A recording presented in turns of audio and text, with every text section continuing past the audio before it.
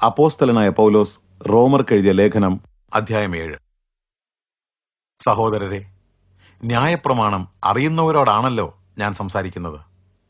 ഒരു മനുഷ്യൻ ജീവിച്ചിരിക്കുന്ന കാലത്തോളം മാത്രമേ ന്യായപ്രമാണത്തിന് അവന്റെ മേൽ അധികാരമുള്ളൂ എന്ന് നിങ്ങൾക്കറിഞ്ഞുകൂടെ? ഭർത്താവ് ജീവിച്ചിരിക്കുമ്പോൾ മാത്രമാണ് ഭാര്യ നിയമം മൂലം അയാളോട് ബന്ധിക്കപ്പെട്ടിരിക്കുന്നത്. എന്നാൽ ഭർത്താവ് മരിച്ചു കഴിഞ്ഞാൽ അവൾ അയാളുമായുള്ള വിവാഹ നിയമത്തിൽ നിന്ന് സ്വതന്ത്രയായിത്തീരുന്നു. ഭർത്താവ് ജീവിച്ചിരിക്കുമ്പോൾ അവൾ മറ്റൊരു പുരുഷനെ സ്വീകരിച്ചാൽ വ്യഭിചാരിണി എന്ന് വിളിക്കപ്പെടും.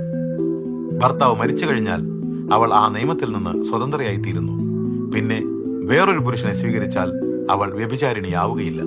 അതുകൊണ്ട് എന്റെ സഹോദരരെ, നിങ്ങളും ക്രിസ്തുവിന്റെ ശരീരം വഴി ന്യായപ്രമാണം സംബന്ധിച്ച് മരിച്ചിരിക്കുന്നു. ഇത് നിങ്ങൾ മറ്റൊരാളുടെ വകയായി തീരുവാനാണ്, മരിച്ചവരിൽ നിന്ന് ഉയർപ്പിക്കപ്പെട്ടവന്റെ തന്നെ. ദൈവത്തിനായി ഫലം പുറപ്പെടുവിക്കുക എന്നതാണ് ഇതിന്റെ ഉദ്ദേശം. നാം പാപസ്വഭാവത്തിന്റെ നിയന്ത്രണത്തിലായിരുന്നപ്പോൾ ന്യായപ്രമാണം നിമിത്തം ഉയർന്നു വന്ന പാപവികാരങ്ങൾ മരണത്തിനുള്ള ഫലം പുറപ്പെടുവിക്കത്തക്കവണ്ണം നമ്മുടെ അവയവങ്ങളിൽ പ്രവർത്തിച്ചു.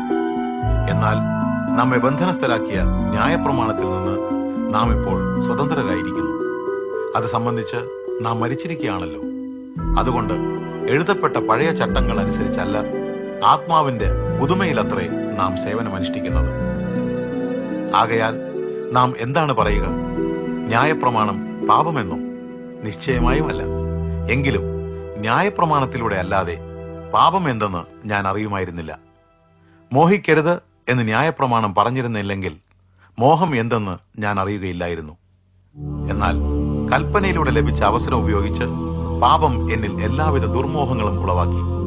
ന്യായപ്രമാണം കൂടാതെ പാപം നിർജീവമാകുന്നു.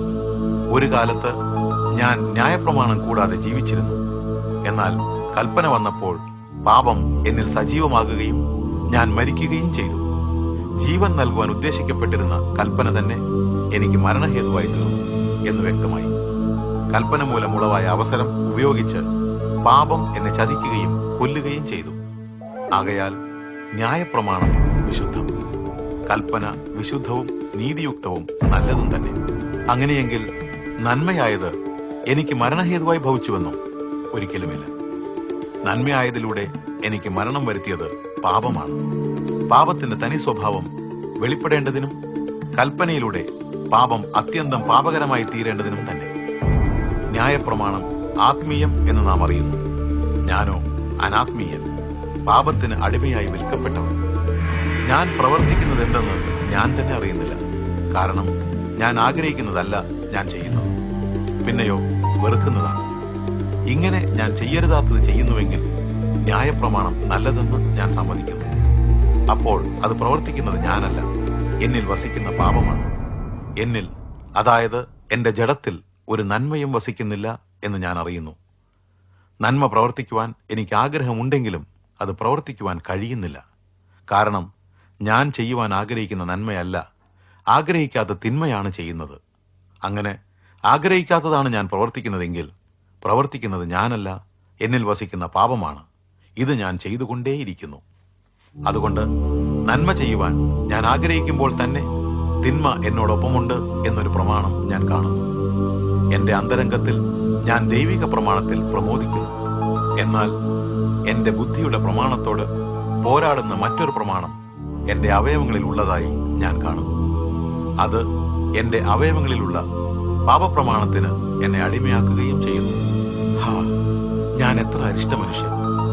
മരണത്തിന് അധീനമായി ഈ ശരീരത്തിൽ നിന്ന് എന്നെ ആര് വിടുവിക്കും? നമ്മുടെ കർത്താവായ യേശുക്രിസ്തുവിലൂടെ ദൈവത്തിന് സ്തോത്രം. ഇങ്ങനെ ഞാൻ ബുദ്ധി കൊണ്ട് ദൈവിക പ്രമാണത്തെയും ജഡം കൊണ്ട് പാപപ്രമാണത്തെയും സേവിക്കുന്നു.